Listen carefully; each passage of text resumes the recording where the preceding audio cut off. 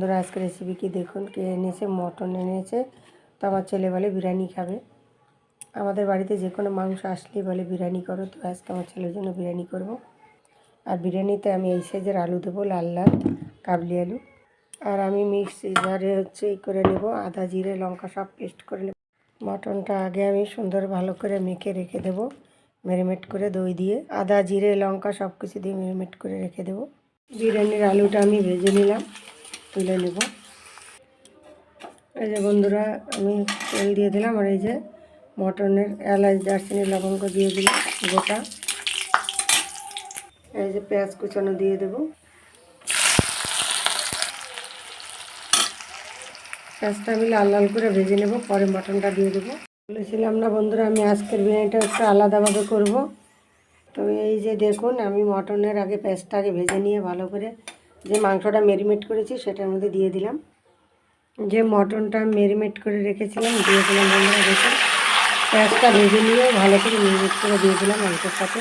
তাহলে একটু আলাদাভাবে করবো আজকে আমি প্রত্যেক দিন একরকমভাবে মাংস করি না, যে কোনো মাংস একটু অন্যরকমভাবে হবে। এই যে বন্ধুরা, আমার কষানো হয়ে গেছে মটনটা, এখন নামিয়ে নেব। আর একটু অল্প বাকি, টেনে গেছে অনেকটাই। এই যে দেখুন, আমি অল্প ঝোল রাখবো, কারণ অল্প ঝোল রাখলে এটা শুকিয়ে যাবে একদম। বিরিয়ানির ভাতটাই হাঁড়িতে করে নেব। আমি 1 কেজি জল গরম দিয়েছি। আর এই যে দেখুন, গোবিন্দভোগ চাল নিয়েছি এখানে 500 চালে আমি 1 কেজি জল দিয়েছি। লাগলে আর একটু, কারণ আমি এটা আইডিয়া করতে পারি না, পরিমাণ মতো করব। 1 কেজি জলের অল্প একটু বেশি লাগতে পারে। বন্ধুরা, আমি বিরিয়ানির ভাতটা বসিয়ে দিয়েছি, কড়াইয়ের মধ্যে দিয়েছি, তাড়াতাড়ি হয়ে যাবে। একটু ঝরঝরা হয় বিরিয়ানিটা কড়াইয়ের মধ্যে যদি ভাতটা রান্না করা যায়। এই যে হয়ে গেছে বিরিয়ানির ভাত, এখন আমি মাঠটা ধরিয়ে নেব। এই যে মটনটাও হয়ে গেছে। আর এই যে বিরিয়ানির সঙ্গে আমি এই যে আজকে ফুলকপির বেসন দিয়ে পকোড়া ভাজবো। বন্ধুরা, আজকে এই যে মটন কষা হবে আর সাদা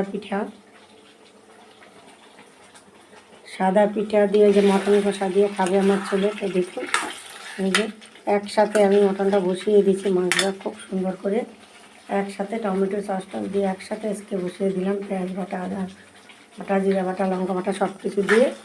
এই দেখুন হয়ে আসছে, নামিয়ে নেব এখন।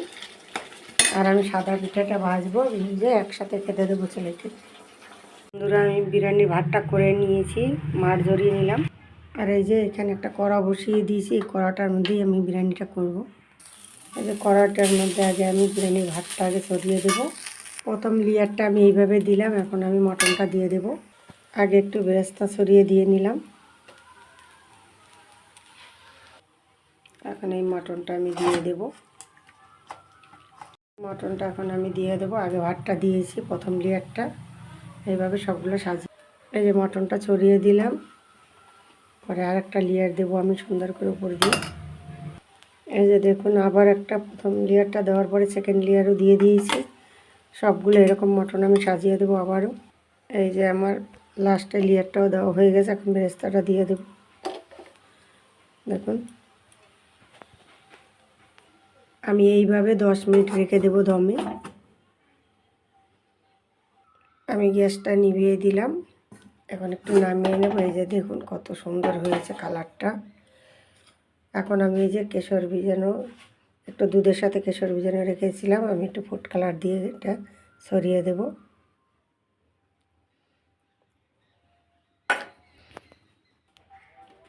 এই যে বন্ধুরা দেখুন, আমার মটন বিরিয়ানি রেডি। ভিডিওটি ভালো লাগলে লাইক কমেন্ট শেয়ার সাবস্ক্রাইব করে পাশে থাকবেন।